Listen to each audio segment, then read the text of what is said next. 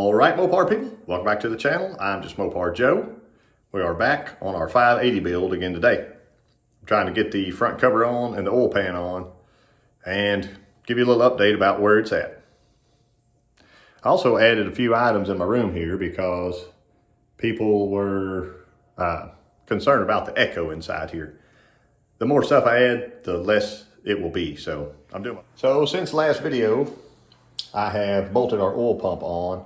Before I could do that, I had to take it all the way apart and get all that little fine gritty stuff out. Rick advised me as I tighten this thing up, torquing it kind of in steps, I want to be sure and spin this because some of these Redone pumps, I don't know if it's just the one that has the cover on the stock pump or which one it is.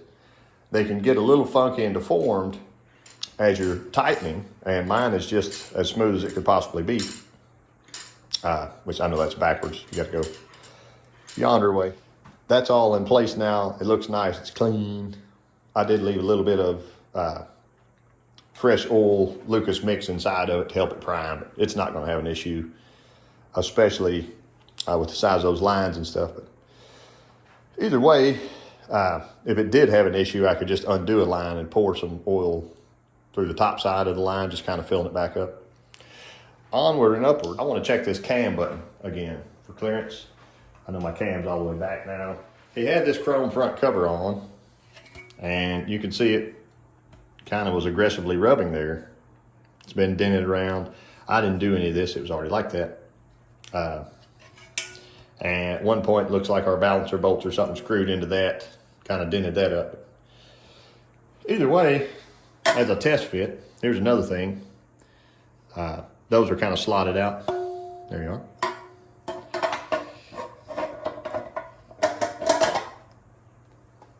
If we were in place right now, it is on the button. I don't even know exactly how. See that big air gap there? I think it had 0 clearance previously.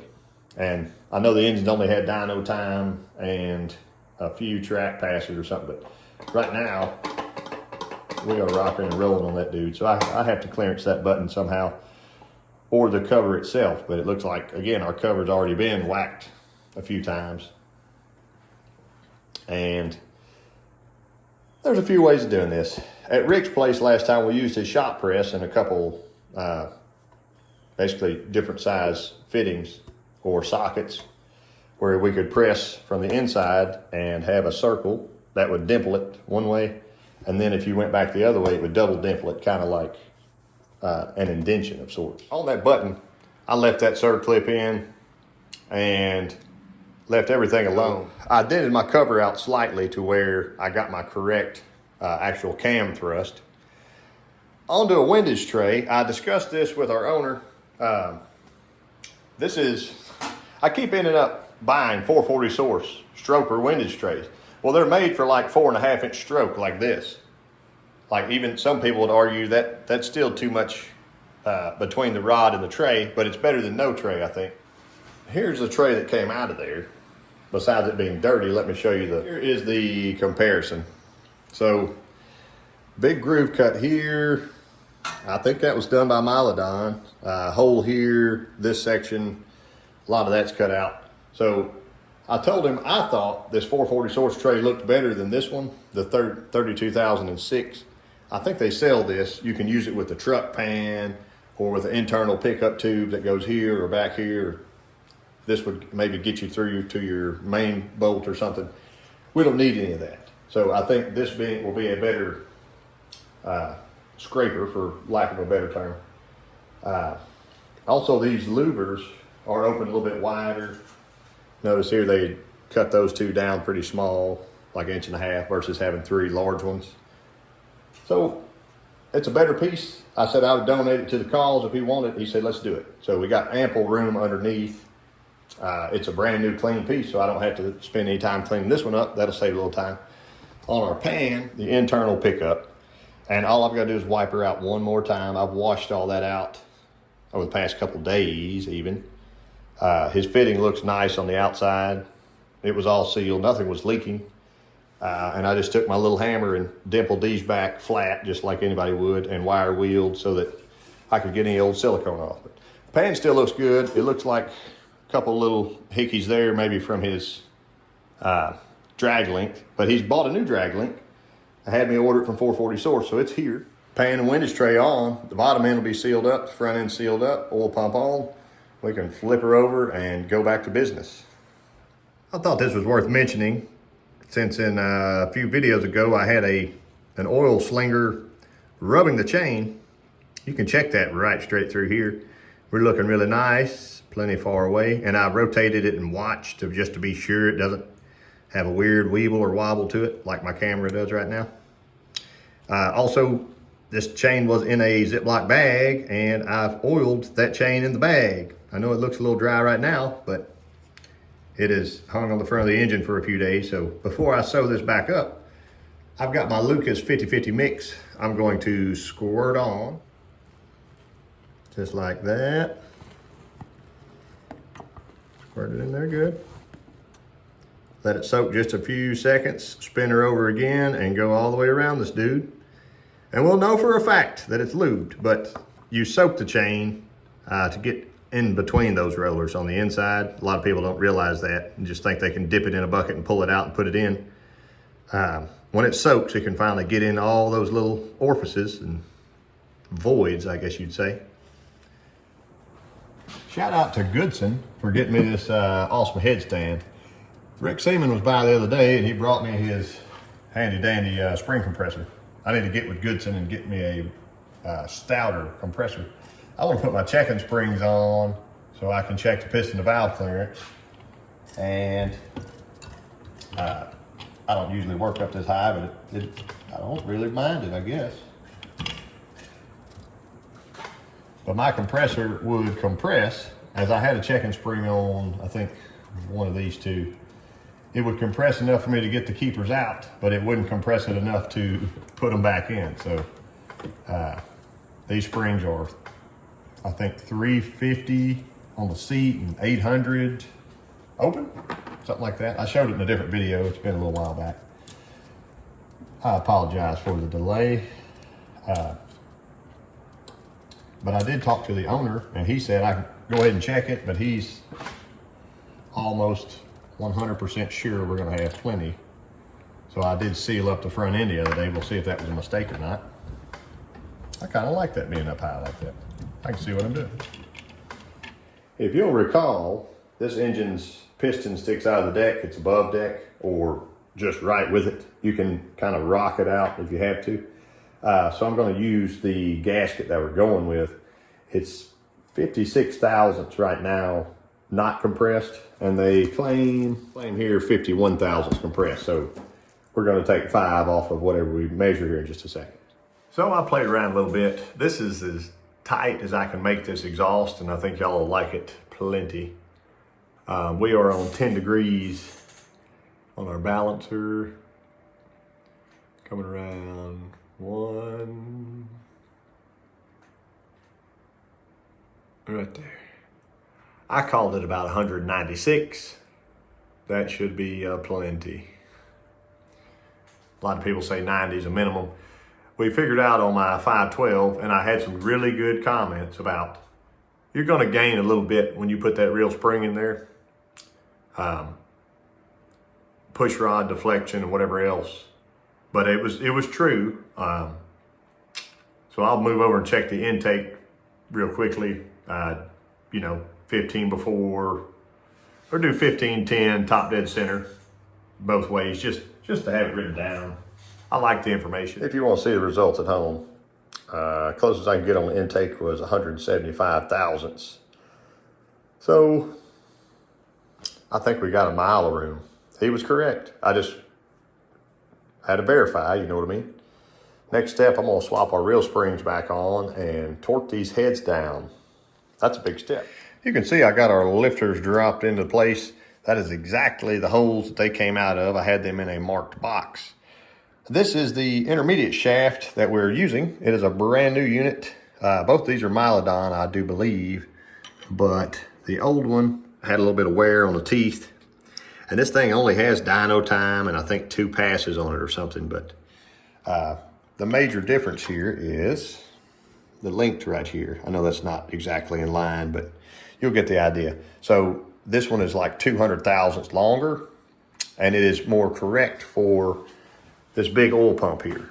And I'll give you the 1523 oil pump driving gear, wedge or Hemi. Rick Seaman came through and had one of those because all of them online right now are out of stock or out of date or out of whack. There was a guy on eBay that has one that he marked up an extra $100. I guess he realizes if somebody wants it bad enough, they'll buy it. So we got to replace Rick's at some point, but I'm not about to put this in, but it made me think of it as before the heads go on.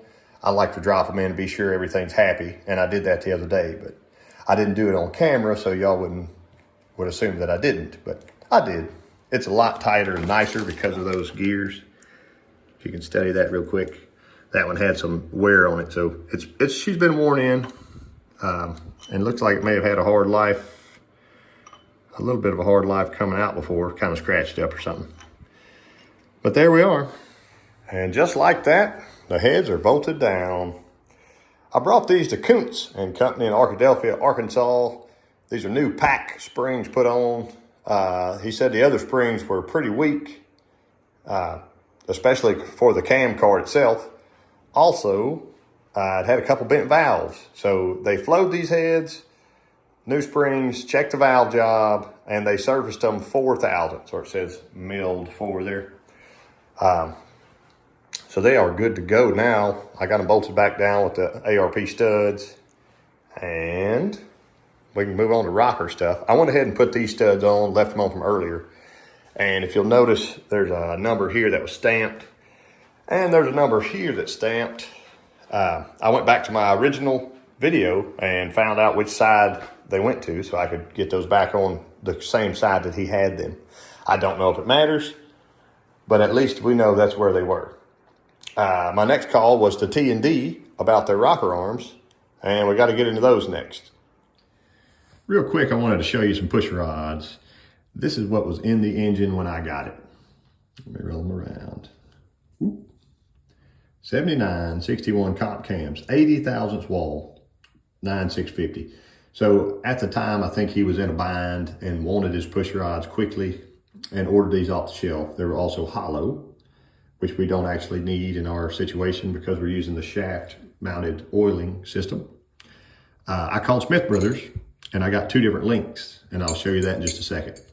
But I think we're now like 140 wall. I explained to them we've got 300 or 350 on the seat and 800 open. They said 80 is definitely not enough. So we upped it quite a bit. You'll see I got half of these marked, and I marked them with a fat black marker so I could never make a mistake. But half of these are 50 thousandths shorter than the others. I'll show you why. So some things are just out of our control. It is what it is. My longer push rod, I'll look right through. One of these will have an angle to it. So see how straight and nice that one is. The long one will go on the intake side. And there is the other.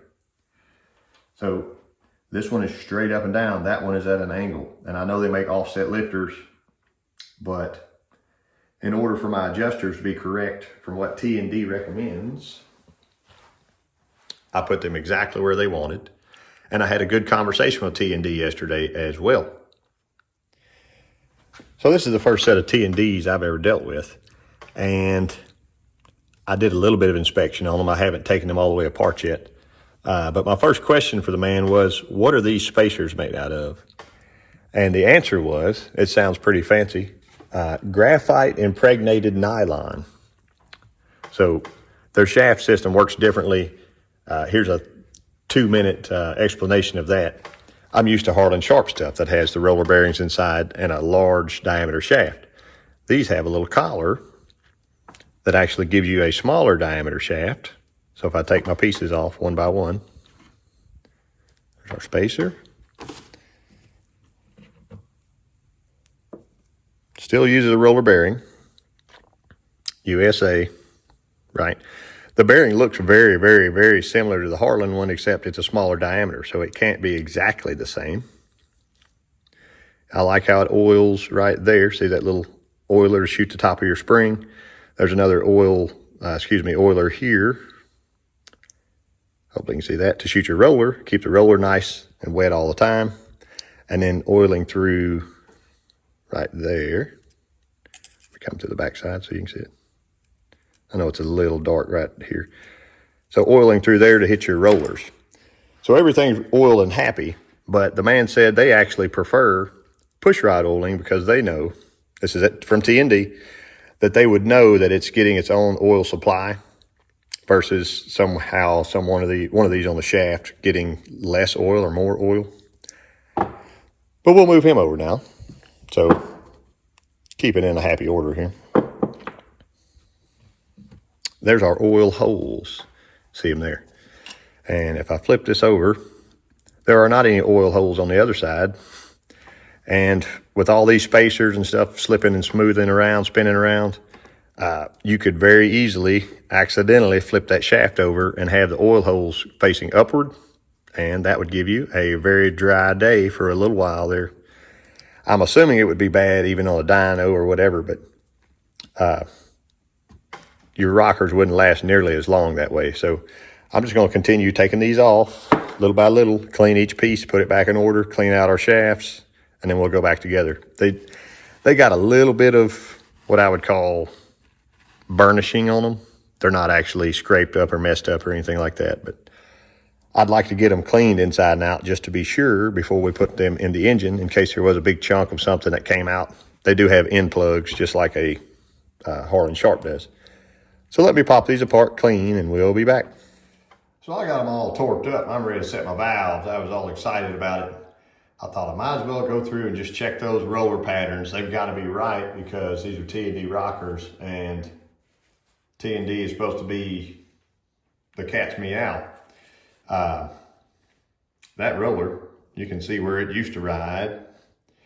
It's not riding there anymore because whoever just cleaned these up probably swapped the spacers around. So that one is about 470, 471. And this spacer is larger, about 540. So I guess I didn't notice a 60 thousandths difference or whatever it was while I was out there, and I'll go through and check them all again, but the wider needs to be in the center. So like example, these two I need to swap. These two I need to swap. I got that one correct, so that's good. I got that one correct. That's good. But I'm gonna make myself a mark now. Go through and get those swapped, double check our other side. It's always good to check things. I'll pop the push rods back out to go ahead and check my side play between rockers. T&D says 5 to 10 thousandths. If you got 0, you got problems. So there's a 5. I don't know if you can see it or not. 5 is very thin. We make it.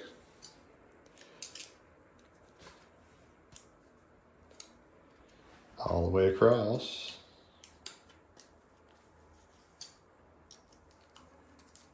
That's my loosest one there. If I need to, I can push him in like that. But back off on these adjusters. With this big cam, adjusters can be all the way back. And I have to walk this shaft down appropriately. So there's something strange in the neighborhood. This one, number 8 exhaust. It felt a little weird whenever I was lashing it. Or setting the lash, whatever you want to call it. Right now, I think I'm at max lift. Watch us here, and you'll see that's the one that has the marker mark on it. Coming down, down, and we're down. All that.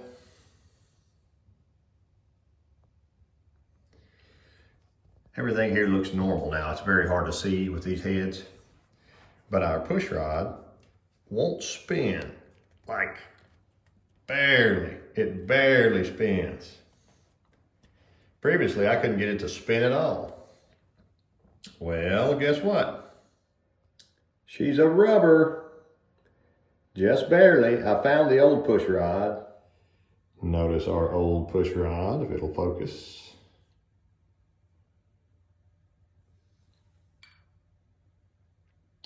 Had the same rub to it. And it was only one of them. It was in the hole that I had marked it in. I just never went back and looked at that one again. So that's fun. So here's new versus old. Rubbed in the exact same place. And it's just like a barely rub.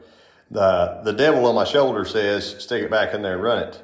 But at some point, as an engine builder, I guess I can say I'm that now, or attempting to be one. It's my call to leave that or not. I'm not going to leave that. It's impossible to. It'll take 30 seconds to correct. I'll have enough stuff packed around this that not a single speck of metal could get into anything. And the rest of its life, this push rod will be stronger and not be producing heat and whatever else. So let me fix that. We'll be right on back. Here's a little progress. Electric water pump's on. Engine plate's on. This is his Canton, I believe, oil filter. I put the new filter in from the kit that he had sent. And there may have been a fairly new one in there, but I remember priming this engine previously, so I went ahead and popped it out. But there's our Canton part number. I'm gonna get it in. I've got our canister cleaned out. It's very simple. Drops in with 2 O-rings. It has O-ring here to seal the filter in. O-ring here. We're getting ready to prime this thing. I gotta finish hooking our lines up. I've washed those out thoroughly, inspected them, looked inside of them. As long as the fittings don't leak, they should be fine. So we're gonna find that out here shortly. Also, when it is running on the run stand or whatever, getting full pressure all the time versus a drill, that'll also tell us something. So let me get this bolted up. We've got one inlet line here on this big Milodon pump, and then we're going back through to get back into the block. So I've got pictures of exactly how that came apart. So I wouldn't mess it up. I didn't engineer this system at all, but it seemed to be working pretty well before. We'll find out here shortly. I just very briefly off camera started to prime this thing, and then I remembered it has its own, see that little rundown right there? It has its own oil gallery up to these rocker arms. So of course they're gonna have plenty of oil. If we can track it, it's one of the 3 plugs. Notice I've got my cam plug out still. I try to drive that in and I can't get a straight shot to it. It didn't run oil out the back of that yet, but I only got up to about 20 pounds, but that was enough to start dripping in the floor. So I've got it leaned now. I know the other side oiled pretty well. I'm gonna spin it over and we're gonna watch this side. I'll turn it over some, but I know for a fact it's getting oil because there it is.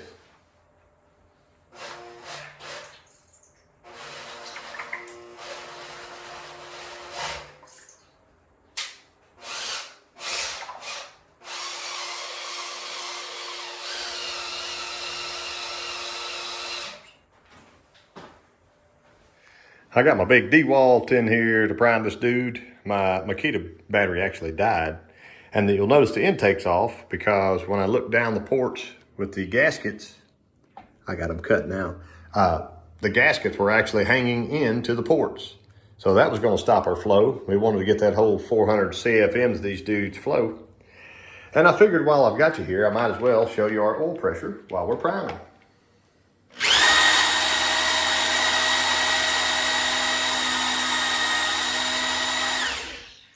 I'd call that a good 67 right now. I went ahead and set our intake back on. I got to call it for the day. I think this thing is starting to look like an engine. The only piece I lack is the bottom pulley and bolting the intake back down. So I appreciate y'all watching, and next time we will start this thing up.